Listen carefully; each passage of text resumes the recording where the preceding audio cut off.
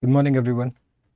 Welcome to the Editorial Edge. My name is Bhuvan Apurvaja, and we shall begin because we have three important topics that we need to take a look at. Okay, one of them obviously finds importance because of the recent developments that has come around it. So we'll take a look at that.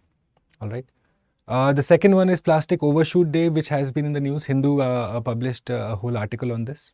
Express did too. All the major news agencies published this. So we'll just go quickly and revise Plastic Overshoot Day. And then the last one is an editorial from the Hindu today. Okay, it talks about the new rule in hockey. So we need to go through it because it's a change that is happening. Hockey is important to India. We have a legacy of hockey. So we ought to know what's the whole international scenario of hockey. Okay. Good morning, Tarun, Bulbul. Pratik, yes, the class is going on. Mandeep, good morning. I hope I'm audible. Just let me know someone in the chat if I'm audible so that we can begin. I hope I'm audible. Right? Good morning, Venkatesh. Good morning. All right. So these are the topics. First one we'll take a look at is the Himalayan griffin, the vulture. Okay. So we have several species of vultures in India. We will take a look at the Himalayan griffin and also obviously at the others also. And then we'll understand what are VCBCs, Vulture Conservation and Breeding Centers. Okay. Very, very important because the civil services in the past has asked questions on vultures extensively. It has asked on diclofenac. You will, if you do not know what diclofenac is, we'll discuss that too. Okay. And now that diclofenac has been banned, in case you do not know, well, diclofenac has been banned. What is still the problem that is affecting Indian vultures? Okay. So we are going to look at a new type of drug similar to diclofenac, which is causing a lot of harm to our Indian vultures. Okay. Shubhankar, Arvind Rajan, Arka. All right. Thanks, guys. Good morning. Good morning, Rajan. Welcome. Okay. So let's get into it. But first, let's look at the questions from yesterday. Okay. We discussed we discussed all the GI tags, the whole regime of IPR in India. Okay. Darjeeling tea was the first product to be given GI tags in India. Correct. Okay. And GI is defined under the TRIPS agreement of the World Trade Organization. Again, correct. All right. I hope you guys answered these questions. You attempted them. Okay. Do make sure that you attend the questions. Today also we have a number of questions. Go through them. Okay. Trademark helps consumer associate good with an entity, whereas a GI tag is for an area. All right. Which is why you say have Darjeeling tea, area specific. Bikaneri bhujia, area specific. Mysore sandal soap, area specific. Okay. So it's always associated with an area. So which of the above are correct? All three are correct here. All right. Let's go to the next one. So look at this. Which of the above may be eligible for a GI tag? This was a question right of the slide yesterday. So you have agri products, manufactured products, handicrafts and food products. Four things that are eligible. Okay. Look at the examples that I have. For agri products, you know, Darjeeling tea, Kangra tea. Go through the whole list. There are a total of 349 elements, total products in fact, that are a part of India's GI tag list. Okay. Obviously unimportant to remember all. But go through at least your own state. Okay. At least know your own state and the major ones. Why your own state? Because if you go to the interviews and God willing you go to the interviews, you are expected to know about your own state in detail. So at least start from there, you know. At least know about the products of your own state, and which means that if you are from say Tamil Nadu, Karnataka or Uttar Pradesh, you are looking at least 50 plus because well, these three states have the highest number of GI tags. So if you are a student from there, you have a little bit of more covering to do. Okay. So which of the above may be eligible for a GI tag? Again, all four are eligible here. Mithila Makhana, well, the name must give it away. Mithila is in Bihar. Okay. The whole area around Darbhanga, okay, it's called Mithila. So Mithila Makhana is from Bihar, which means incorrectly matched. Gamosa is from Assam. Right? You must have seen several photos of the Prime Minister. He is wearing it. He has popularized it. However, again, this particular fabric has a lot of history behind it. Okay, it finds a lot of relevance in Assamese culture. So Gamosa is from Assam. Rasagolla is from Odisha. Okay, this is correct. There was in fact a tussle between West Bengal and Odisha regarding the claiming of Rasagolla, and eventually it was decided that it shall go to Odisha. Okay. And Shahi Lychee is again from Bihar, in fact in the district of Muzaffarpur. Alright, you have the Shahi Lychee that is grown extensively and exported. Okay, one of the primary flagship products of the state of Bihar. So the identify the correctly matched here is only 3. Only the third option. All right, let's look at the next one. GI tag is a permanent benchmark. Therein is your question. It is not a permanent benchmark. In fact, you are given a GI tag just for a period of 10 years. All right, and thereafter you have to apply to renew it. So focus on the wordings of the options too. GI tag is not a permanent benchmark. Yes, it is given to a particular, say, area for a particular product. However, that particular recognition has to be renewed every 10 years through application. If you do not renew it, your GI tag lapses. Okay, and GI tags may be withdrawn and no appeal lies for the product. Straight away understand first. If no appeal lies to a particular decision, yes, straight away it's undermining the judiciary, even if you do not know anything. Okay, that a GI tag is given by the Ministry of Commerce. So eventually it is some Sarkari Babu who is doing it, no, in charge of the paperwork. Can his decision be absolute? No, straight away. Okay. In fact, understand it this way. There is no executive order of any government level across India that cannot be challenged in the court. Every single executive order can be challenged. Okay. So this is also an executive order, easily challenged. All right. So again, incorrect. So which of the above are incorrect? Both. Both are incorrect here. Okay. Remember it as a ground rule. Okay. Any executive order of any civil servant, public servant, jitna bhi bada rank ka ho. Okay. Even the cabinet secretariat's order can be challenged in the court. So that is it. You always have an appeal to the court.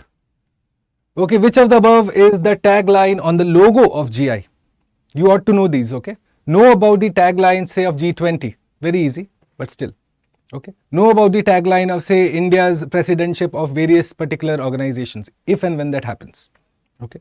So in this case, GI tag is Invaluable Treasures of Incredible India, option 4.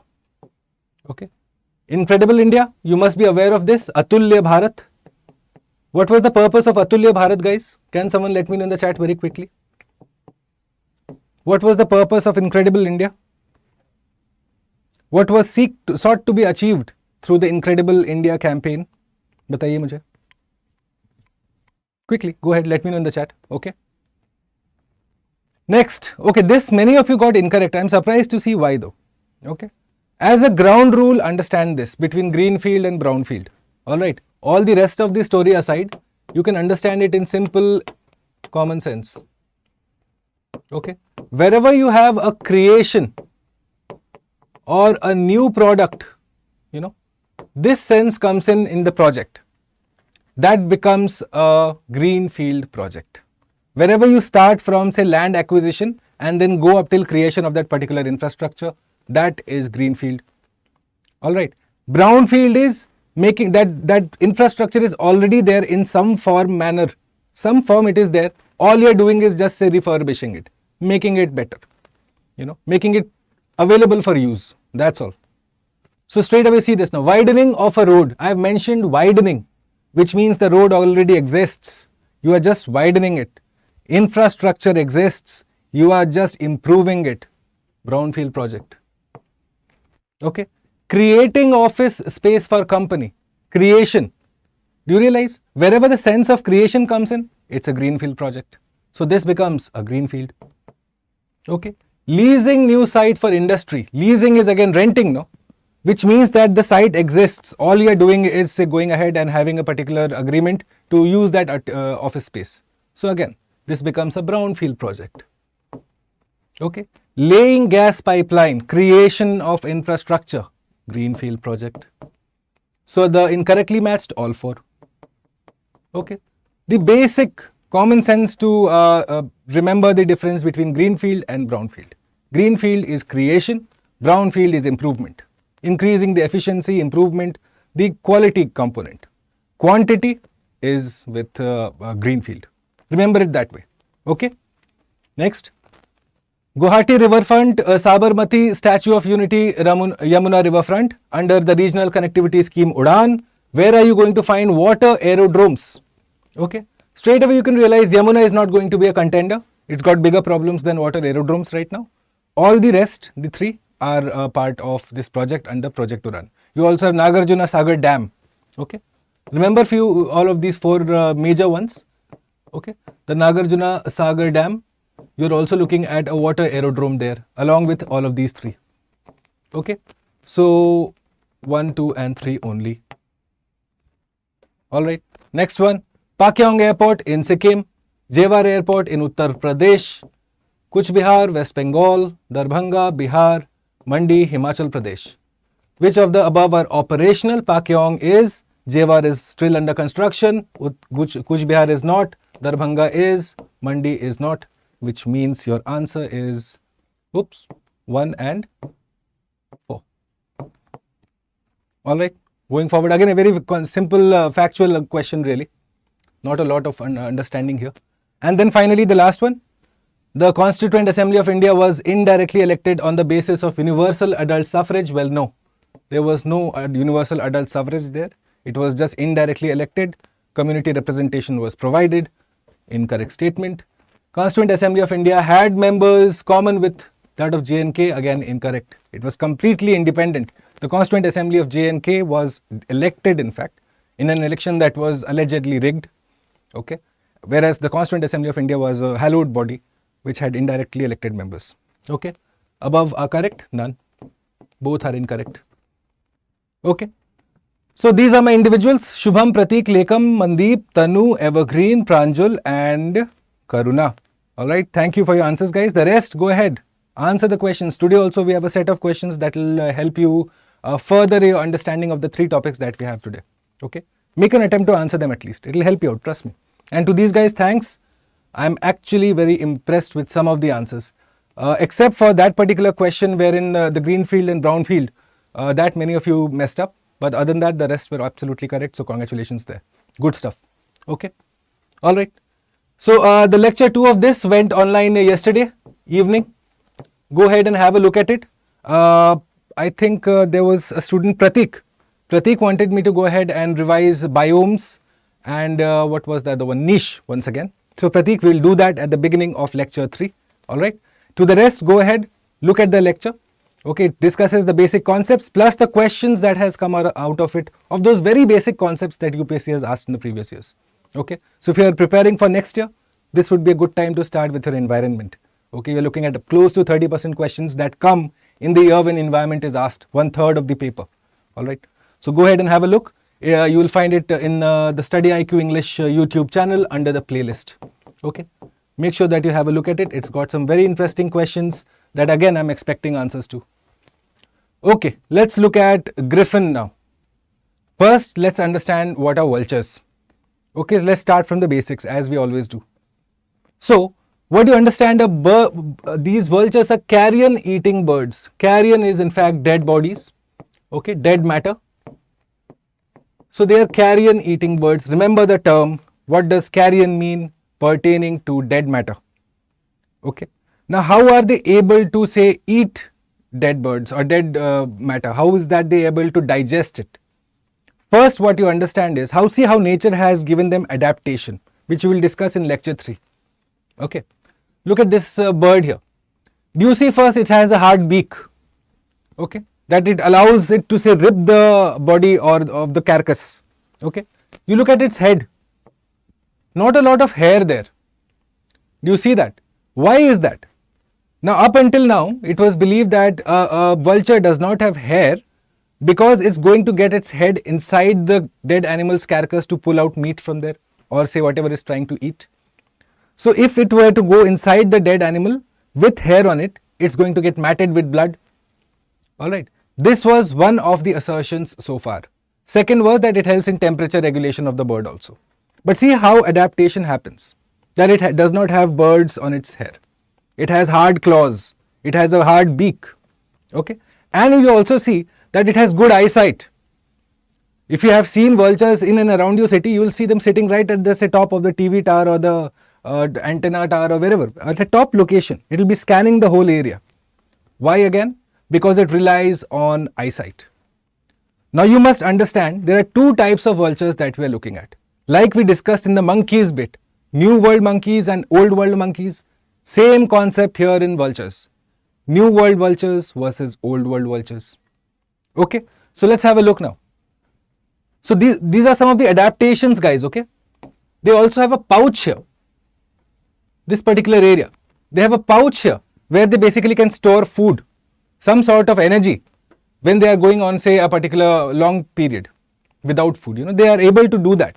So these are adaptations that nature has provided them.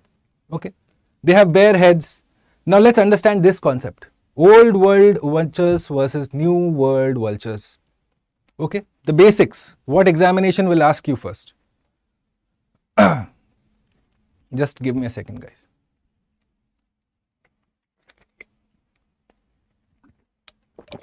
Priya, I will update that information on my Telegram channel. By tomorrow morning, I'll let you know. It will most likely be tomorrow. Most likely. Okay. Okay, now let's look at the new world, old world. So, history tells you, new world is towards the west. The Americas, they are the new world. Old world is us, along with Asia, Europe.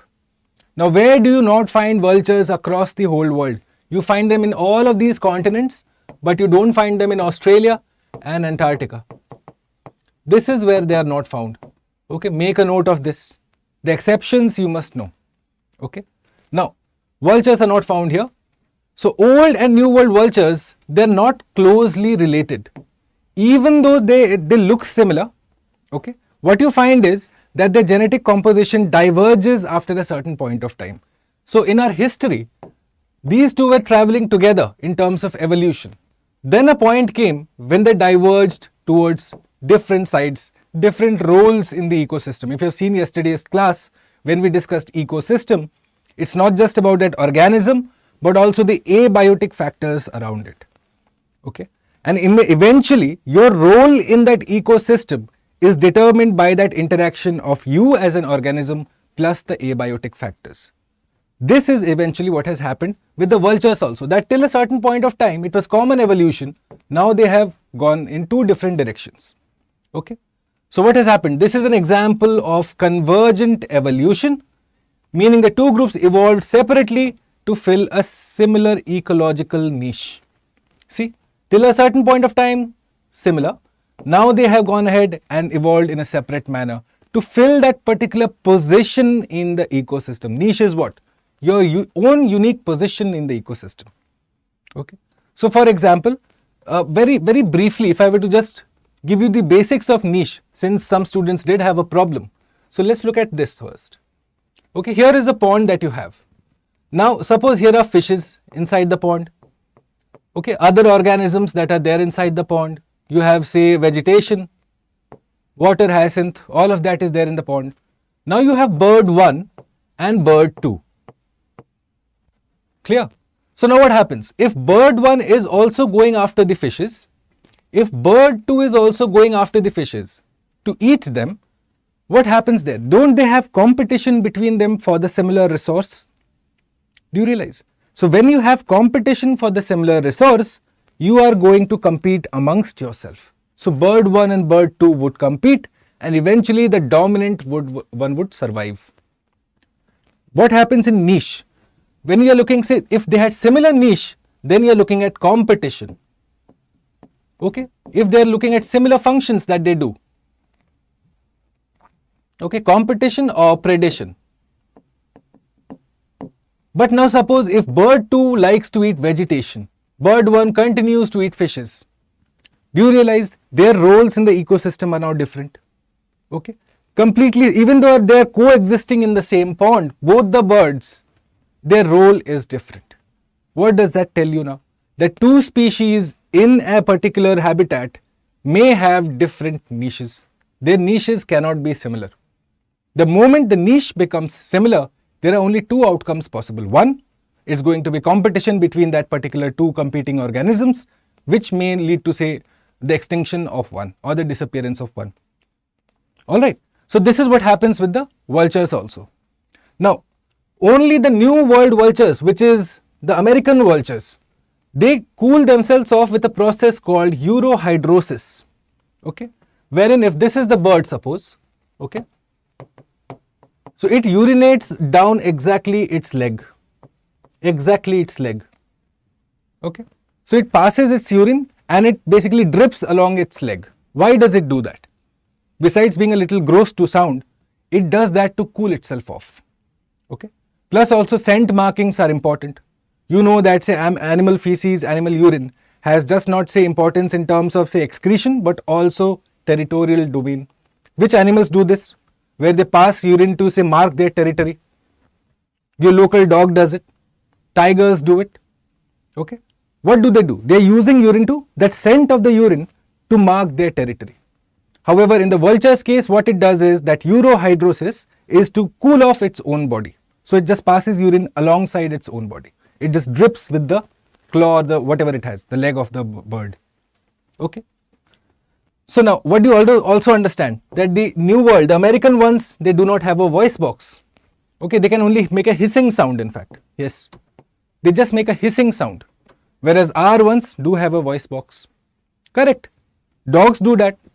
Prakriti is correct. Shubhankar is correct. Which other animals, guys? Think of it. Okay. Think of say 4 or 5 animals that use this particular mechanism to mark their territory. Okay. Common sense hai. Yaad rakhenge ye sab aap. Now, the American ones also do not build nests. In fact, you will find them in say crevasses. Okay. Or say those areas like gufa type, you know. All of those areas, natural barriers they will use for their housing purpose. Whereas our ones will build nests. You will find them on barren trees, right at the very top, they will have a nest. Okay. Just a few months ago when I was going with my friends to Corbett, on the way, I found this particular white colored tree. Obviously, it had been struck by lightning or something had happened. You know, completely dead tree. And on top of that, close to 15 to 16 nests of these kind of vultures. I couldn't spot which kind of vulture. I do not know the intricacies. But I knew it was an Indian vulture, Himalayan vulture possibly. 15 to 16 of them. Do you realize? So they build nests and their nests will be again in a population. You know, as a society they live. Okay. So now again, they have weak feet. Our ones have better feet. They are able to run. Please understand what are New World vultures. Have you seen turkeys, guys? Have you seen that particular turkeys?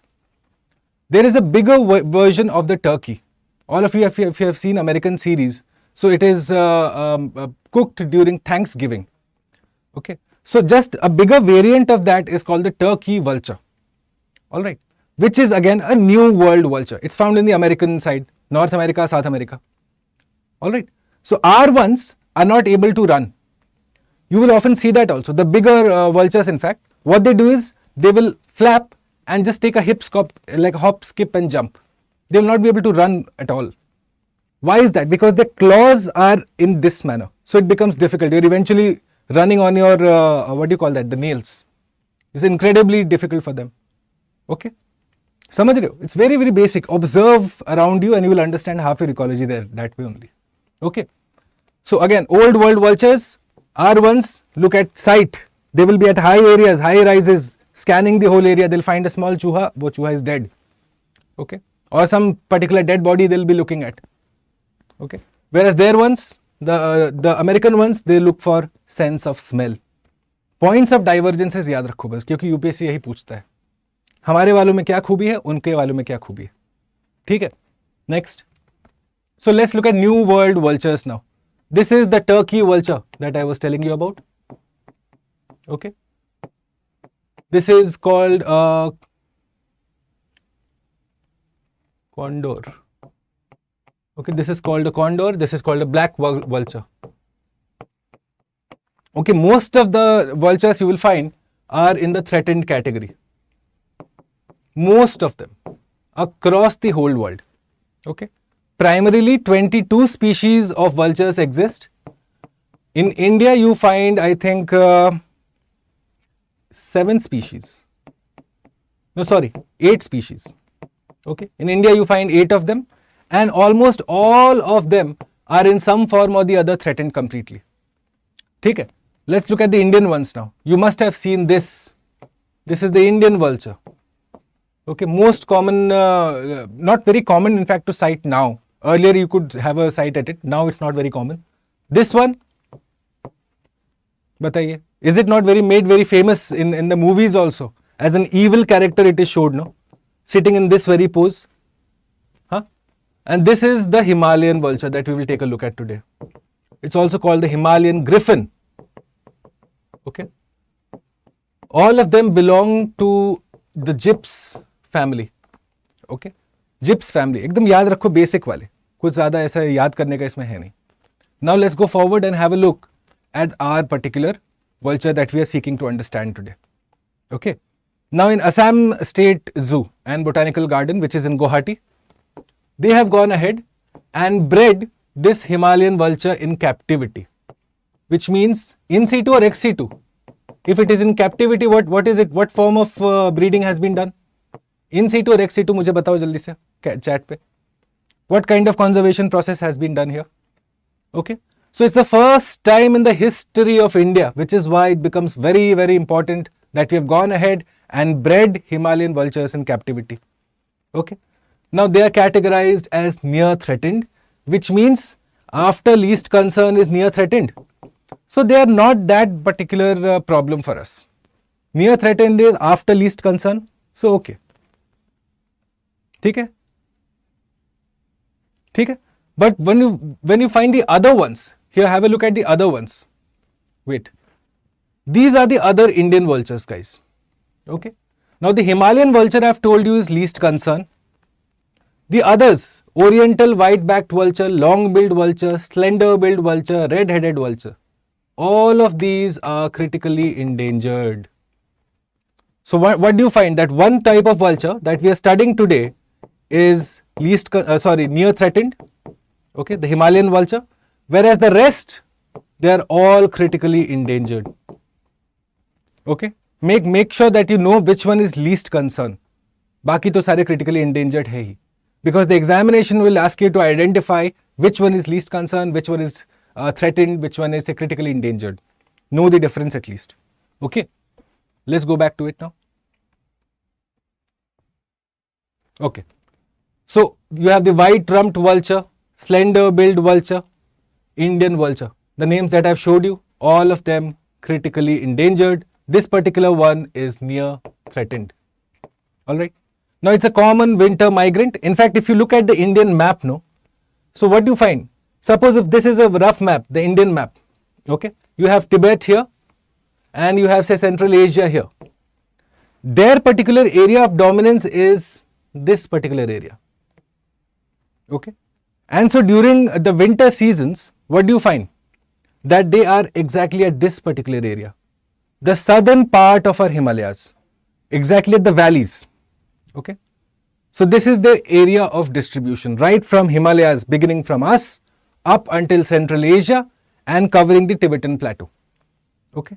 During migration time, what they do is they are at the southern tip of the Indian Himalayas and then they go northwards. Clear रखोगे, एकदम basic distribution है इनका. Himalayan vulture नाम है तो हिमालयाज में तो घूमेगा ना. ठीक है. Next. Now let's look at the vulture breeding center, the Vulture Conservation Breeding Center. Okay, it's under the aegis of the Bombay Natural History Society, which is the oldest conservation society of India. Oldest conservation society of India, by the way. Okay, there is also a Bengal Natural History. There is a Bombay Natural History. Make sure that you know these organizations. वैसे we will be doing all of these in detail in the Aranya series. That much I can assure you. Okay, but this is from the current affairs perspective I am telling you now. So where are the VCBCs in India? Currently operational. Number one, Rajabhat Khawa in West Bengal. Okay, in North Bengal near the Buxa Tiger Reserve. Okay, there are in North Bengal, if you look at it, number of wildlife sanctuaries are there. Number of national parks are there. One of the most important one is the Buxa Tiger Reserve. Project Tiger implemented there. Okay. So this is right adjacent to the Buxa Tiger Reserve, the Rajabhat Khawa VCBC. Then you have Rani in Assam, which has been in the news with the state zoo there. Okay. Pinjore in Haryana and then in Bhopal. Clear? All right. 4 of them you will remember all. What one is the Haryana one called? I think it's called the Jatayu VCBC. Jatayu, again a character from our mythology. It was again belonging to the family of Vulture, a very virtuous character it is shown as. Correct? Jatayu VCBC is in Pinjore. Alright. Now the problem, so till now we have all heard the story of diclofenac. This story has been repeated 100 times for those of you who are learning for it for the first time. I'll tell you in 2 lines what the problem was. Okay, 2 lines. You don't have to read articles to understand the problem of diclofenac. The problem was that diclofenac is an over-the-counter medicine, firstly. Okay, over-the-counter medicine available freely. Now the farmers would use this particular diclofenac to treat inflammatory diseases in their cattle. Alright. Now the cattle would ingest this particular chemical, eventually live out its life cycle and die. But the diclofenac would still be present in its system. Okay, because again accumulation, bioaccumulation has happened. Eventually what happens? That particular diclofenac in the dead carcass, once the vulture goes and eats the cow or the dead buffalo or whatever it is, ingests the diclofenac. Now the system of a cow and a vulture are completely different. One engages in urohydrolysis, the other is a grass-eating animal. Eventually what happened was this diclofenac, when it entered the vulture's system, it caused its kidneys to fail. Eventually the problem became so severe that 97% of our vultures were at the brink of being threatened or completely threatened. Okay, so the government of India went and completely banned them. Now the aim is to reduce it to 1% of total registered deaths. Okay, the government of India's aim is that diclofenac should not be present in more than 1% of dead animal carcasses. Okay, that is the eventual aim. However, that what you find even now is that some states are behind in this graph. Number 1 being Rajasthan. Okay, Rajasthan is hovering close to at 5% right now. So in every 100 cases, 100 dead buffaloes or dead cows that they find that 5 of them have still got diclofenac in them. Okay, whereas the ambition is to have only 1 out of 100. So still this is work in progress. However, now this was the story of diclofenac. Now diclofenac was banned in India. Eventually came the substitutes.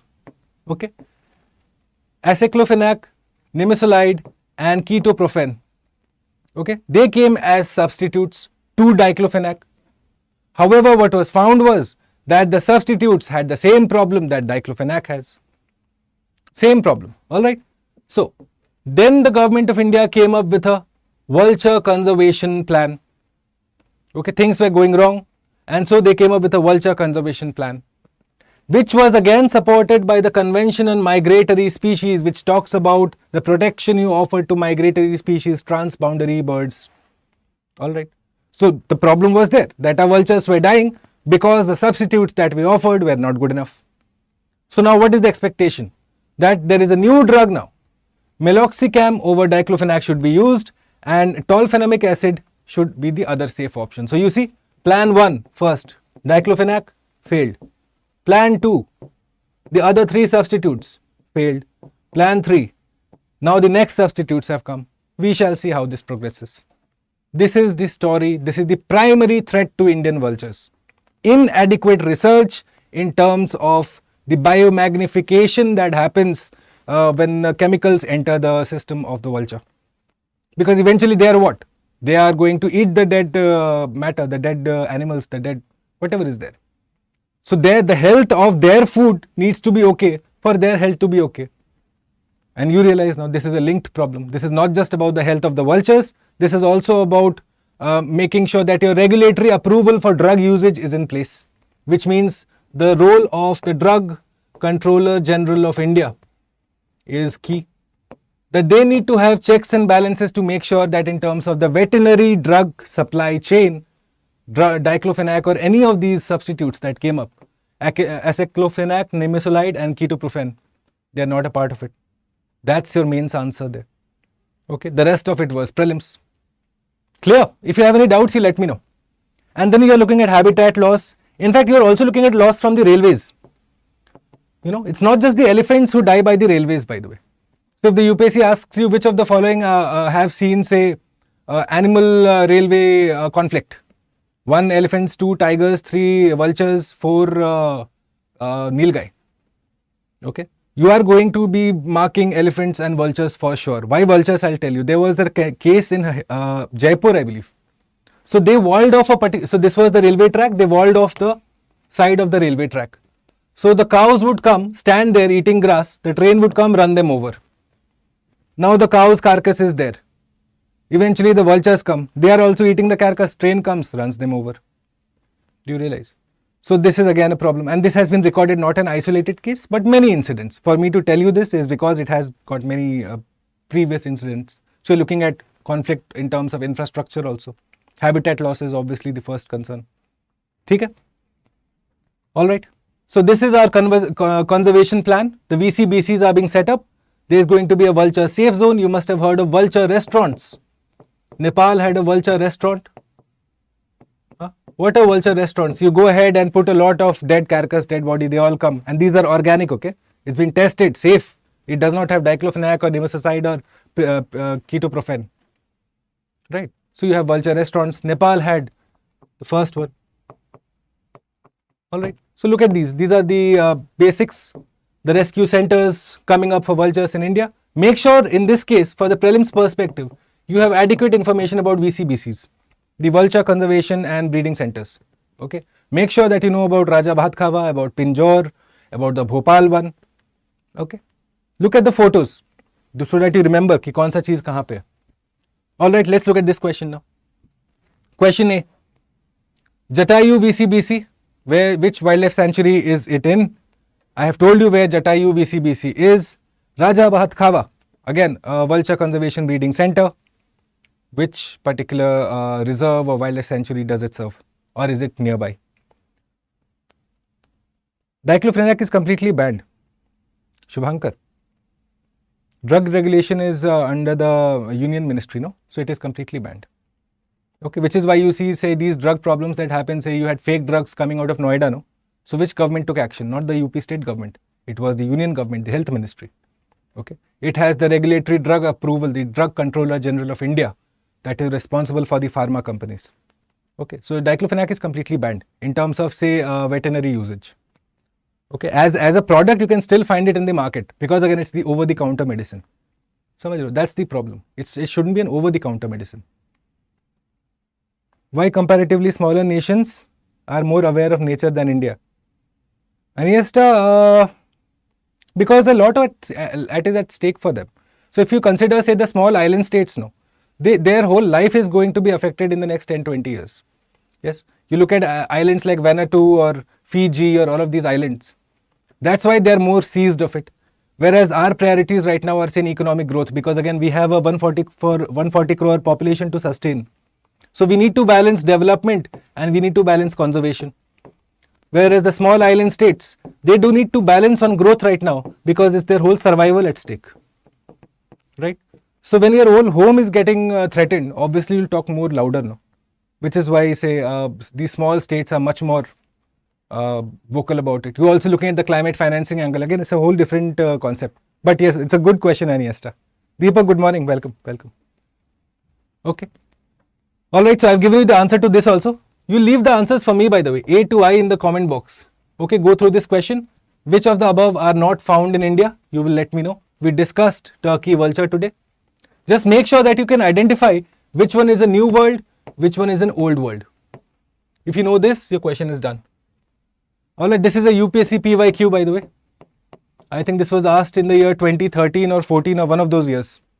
Alright, you will answer this too. Why are vultures getting extinct? What's the reason? Destruction of their nesting sites, drug used by cattle owners, scarcity of food, widespread persistent fatal disease. See, such an easy question that UPSC had asked, but I remember many students got it incorrect that year. Okay.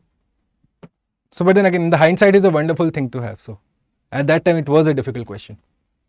Alright. So, the P2I course, guys, I have to tell you this. 11th of August begins early in the morning, this Independence Day batch. Alright. And if you understand the way we approach concepts here, we build right from the basics that you cannot understand diclofenac without understanding the difference between New World and Old World vultures. What exactly is the process of hydrolysis? Alright. So this is the primary mantra in which we approach concepts, and this is the fundamental basis on which the P2I also runs. So like I do it for current affairs, you have different faculty doing it exactly the same way for different subjects. Okay. So if you would like to go ahead and prepare in this manner, along with the test series, the mains residential program, interview guidance, complete hand-holding in fact. Okay, because far too often it's a lack of strategy that impedes the student's success. It's nothing else. It's not the luck. Luck, obviously, I can't deny it. There is a huge element of luck, but then that has to be backed by good strategy. Okay, so go ahead and sign up for this if you are looking to appear for next year in a serious manner, in a planned manner, and not say a haphazard manner. Okay, use the code BALIVE. You will find the sign up link in the description box. Okay, on the payments page, you use this, because if you don't use this, you end up paying more, and then you send us mails saying refund more money, and then it's a huge problem. So go ahead, use the code beforehand, get the maximum discount that you're eligible for. All right. Okay, let's go forward. Plastic Overshoot Day, guys. You know what overshoot is basically? That you have exceeded your capacity. All right. This is what Plastic Overshoot Day is also. That your usage has exceeded your recycling capacity. Okay. Look at this. The amount of plastic waste has exceeded the waste management. That you are producing more and recycling less. Which is why it's the Plastic Overshoot Day. It's to raise collective consciousness, more awareness among the global population about the perils of plastic. Alright. Now, Plastic Overshoot Day is determined by this particular index. Another index for you to remember. Hundreds of index are there. Add one more to the list. Okay. It's called the Mismanaged Waste Index. The name gives it away, which means that you are not managing your waste properly. So if you have, again, you must have seen under the Swachh Bharat program, waste segregation is a major thrust area. That you should have, say, wet waste and dry waste segregated right from your source, from your kitchen. Okay. You hand over to the municipality person, the Safai wala, in 2 different bags. He puts it in 2 different sides of his gadi, and then that is taken for processing. That is the whole point of waste management. You start from the source, go up until where you are going to process it. Either you are going to incinerate it, which means burn it, or you are going to recycle it. That's what happens to waste, no? Or you go ahead and fill it in landfills. Okay. This is the whole process. Now let's understand. India is among the 12 countries responsible for 52% of mismanaged global plastic waste. In spite of our massive thrust on Swachh Bharat, we are lagging when it comes to waste management. Okay. We are only 4th in the list, by the way. Okay. And the other 3 are African countries. Mozambique, Nigeria and Kenya. So we are 4th in the list, and our Plastic Overshoot Day, the country's Plastic Overshoot Day, was just 6 days after New Year. Just 6 days after New Year, we had exceeded the whole overshoot limit, which means our amount generated was already exceeding our recycling capabilities. Alright, so this is a Plastic Overshoot Day. Now let's quickly go ahead and look at the issues, the challenges. Like I told you, number 1, inefficient waste management. Okay, that the process that I told you, the segregation right from the source up until it goes to the waste management center, it's still very haphazard, sporadic, not being followed uniformly. Okay, I have say around 20-25 individuals watching this class live. Well, how many of you can say and vouch for it that this happens, say, in your locality or in your area with all the houses, all the families? Not many. Many people will still be mixing wet waste, plastic waste. Eventually, you are adding to the country's mismanagement waste index. You are a huge part of that problem. Okay. So where is the behavioral change also from the public? Most of the people still are focused on single-use plastic. Yes. Why has that happened? In spite of, say, the government banning it again under the plastic waste management rules. Okay, this came in last year, I believe. Plastic waste management rules 2022. You had single-use plastic that was completely banned, outlawed in India. However, why is it then still that you find single-use plastic being used? Because, number 1, alternatives are not present. And even if alternatives are present, they're either not affordable or, say, uniformly accessible. Now, if I'm getting a plastic bag at, say, 1 rupee, and if the other affordable, thing that you've given me is 10 rupees a bag, the environmentally conscious might make that choice. The public won't. Public works on economics. It does not work on, say, sentiments. So you need to make it affordable. It needs to be 1 rupee. Okay. So this is another problem. You can't force behavioral change by having rules. You need to make it accessible for the public. This hasn't happened. Marine pollution. We all have discussed the problem of nanoplastics. A whole class on this was devoted to it. If you haven't, go through the StudyIQ video tab. Just search for it. Nanoplastics. You will find we have done a whole class on this. What are primary nanoplastics? Secondary nanoplastics? What are the problems associated with nanoplastics? Okay. So again, this is a huge problem in terms of, say, not just health hazards. You will be surprised to know that nanoplastics can be found even in the fetal blood. Yes. This is where it has infiltrated into. You must have read, no, that nanoplastics have been found deep in the Mariana Trench and this and that. Forget geographical locations here. It has entered the most sacrosanct of spaces. That place where life is being created and developed, you will find nanoplastics there. So what else is related? Okay. And the health hazards. So these are the challenges that India is currently dealing with. Go ahead and answer these questions for me, guys. This is again UPSC PYQ of the year 2012. I'm not sure. 2012 talks about microbeads. Okay. In the nanoplastic class, if you have seen this, if you haven't, may I request you, go ahead and have a look at the nanoplastic class that we have done. Okay. So what is the problem with microbeads? You will let me know. Answer this question too. Okay, they are considered harmful to marine ecosystems, considered to cause skin cancer in children, small enough to be absorbed by crop plants, often found to be used as food adulterants. Next. What is Project Replan in terms of plastic management in India? Plastic management, the way forward whenever we discuss. One issue that I gave you was the Plastic Waste Management Rules 2022. We discussed this. Number 2 is Project Replan. So this question comes out of that. Okay. It's a part of the governmental initiatives to tackle plastics in India. You will let me know the answer to this. Project Replan aims to provide a sustainable alternative to plastics. It is being launched by the KVIC, the Khadi Village and Industries Commission. Okay. And which body does it report to? Is it a statutory body, a non-statutory body, an autonomous body, an extrajudicial body? What is it? You will let me know.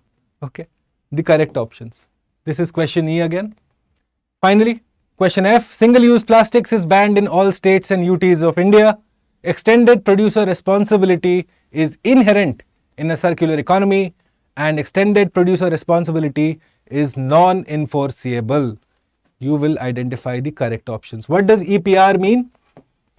Extended producer responsibility. It means that as a company that produces plastic, your responsibility does not end with you selling the product to a consumer. Your responsibility is also to collect it, go ahead and recycle it in a manner in which it is environmentally sustainable. You just don't go ahead and collect it and then throw it in a pond. That is not EPR.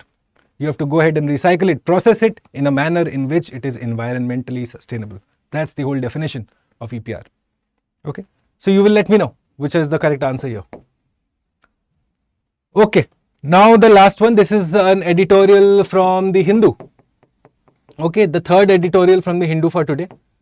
And I thought we should discuss this because hockey is important. Shubhankar, that's a good guess. I'm impressed. In fact, if it's not a guess, I'm actually impressed. Good. Okay. International Hockey Federation, also called as FIH. Okay. Founded in Paris in the year 1924, which means next year in 2024, it will complete 100 years. And UPSC loves these milestones. Okay. Which is why I would suggest that be aware at least of the recent developments in hockey. Okay. Now, this is founded in Paris. Headquarter is in Lausanne, which is in Switzerland. Alright. Basics, you don't need to really go ahead and remember this. But know about this, that it is completing 100 years next year. The Federation of Hockey, International Hockey. Now, what is the new rule that they have come up with? So, have a look at this. Let's understand it through a diagram.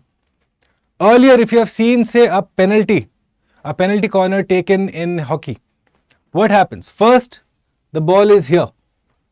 This person A, he pushes the ball at a speed here. Okay, high speed. You have the person B. Sorry, not this person, in fact. 1 second. You have this person, this bloke here, B. He will go ahead and stop the ball. Okay, bring it to say a little bit of rest. And then this person comes and slaps the ball at a high speed towards the goal.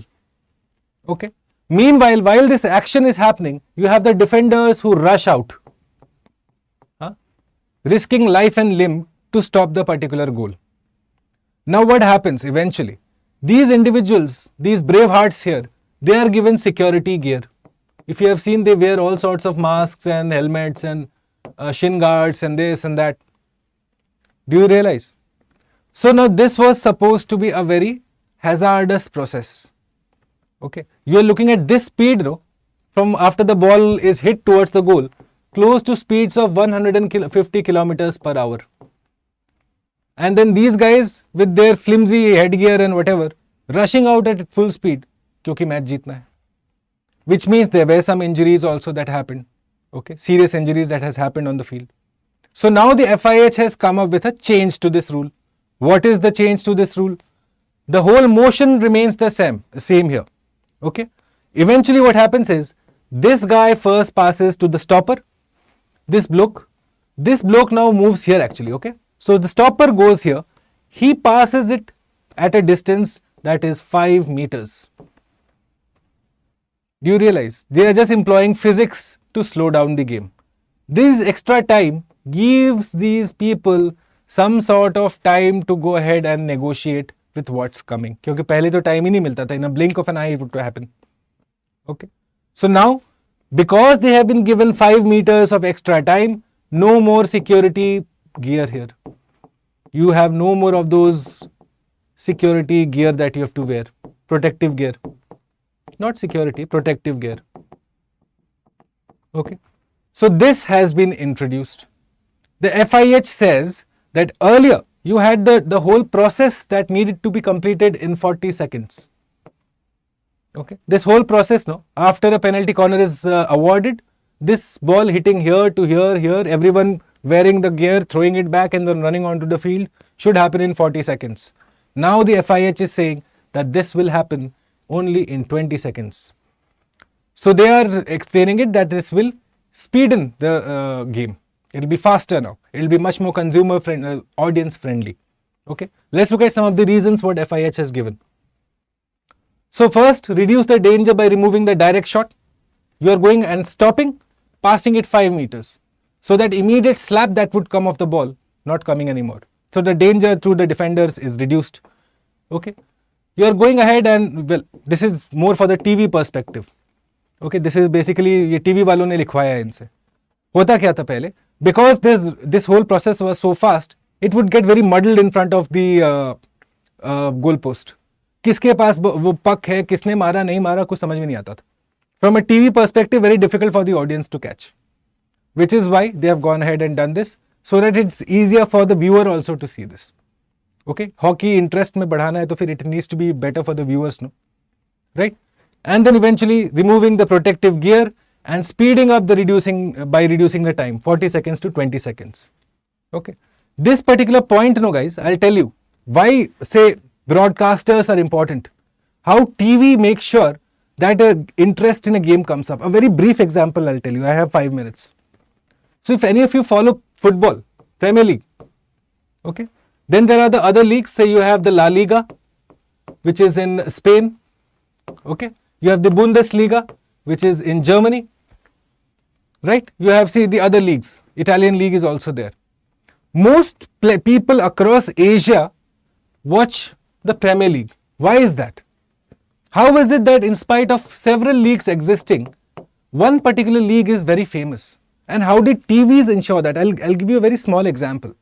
If you have ever seen a football match of the Premier League, the one that is in England, you will see that the grass looks a lot greener.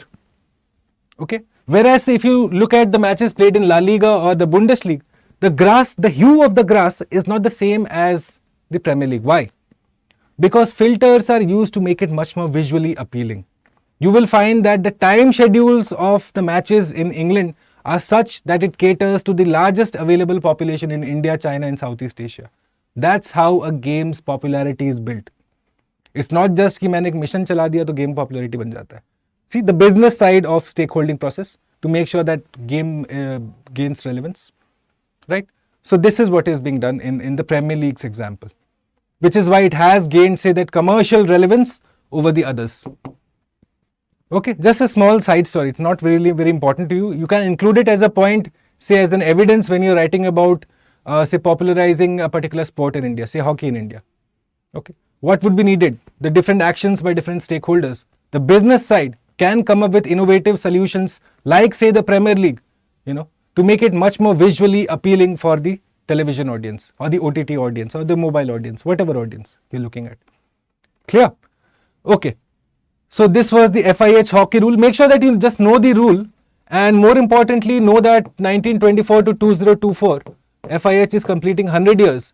So hockey is one topic that we will be in fact looking at more of these MCQs, because ये सारे milestone सालों में ना सवाल आता है. ठीक है? All right. Okay. So let's look at this question now. You will answer this for me. Suhas Yathiraj in badminton, Devendra Jhajharia in javelin, Deepa Malik in shot put, Nikhat Zareen in swimming. Which of them are incorrectly matched? Yes. Okay. In fact, Suhas Yathiraj, he is, I am not sure of his current posting, but earlier he was the district magistrate of Noida. He's a serving Indian Administrative Service officer. Okay. A regular recruit of the Indian Administrative Service, appeared for the civil services just like you guys. And so go ahead and read about him. Okay. And which sports has he represented India in? Okay. You must be aware of, say, the Olympians and the Arjuna awardees also. Make sure that you follow those. Very, very important. Okay. And the last question that I have for you. Arjuna Award is the highest sporting award in India. Arjuna Awards are decided by the Ministry of Home Affairs. Dronacharya Award is the highest sporting award for coaches in India. Identify the correct options. Okay, which ministry gives away these awards? You should know. Alright, that brings to the conclusion this class. Alright, on the 4th of August, we have how many questions for you? H tak hai. So A to H, I will expect answers. Okay, please leave your answers in the comment box. I want more participation from you guys, because I know these students, these particular questions will help you consolidate your understanding. Okay, connect with me on Instagram if you have any particular doubts related to strategy or any particular subject related doubts. Okay, we can deal with it there. Your mains answers are to be sent here if and when I give them. And this is my Telegram channel where you will find the PDF of this entire lecture and the first information of the next class on the Aranya series. When is it coming up? When is the sessions? What are the sessions coming up? All of that information is provided in the Telegram channel. So please go ahead and join it. Okay, it will help you in the days running up to the civil services examination. You see how we approach topics here? Even though we look at limited number of topics, the focus is on complete understanding. Okay, that has to be the way you read news, guys. So now if you go ahead and read the article on, say, a vulture conservation plan, or say on the story of Indian conservation of vultures, you exactly know what to expect in the article. Okay, that is important. Before reading the article, you should have a brief idea कि article किस बारे में है. Once you start having that okay, I know what the article is going to write, it's just going to be revision for me, then you are reaching at a level that UPSC desires. ठीक है? Okay guys, have a wonderful day, have a productive day, answer the questions for me, and I shall see you tomorrow morning 8 AM in yet another edition of the Editorial Edge. Okay, thanks for your time. Do make sure to leave me a like. I would really appreciate that. Alright, okay guys, bye, have a good day.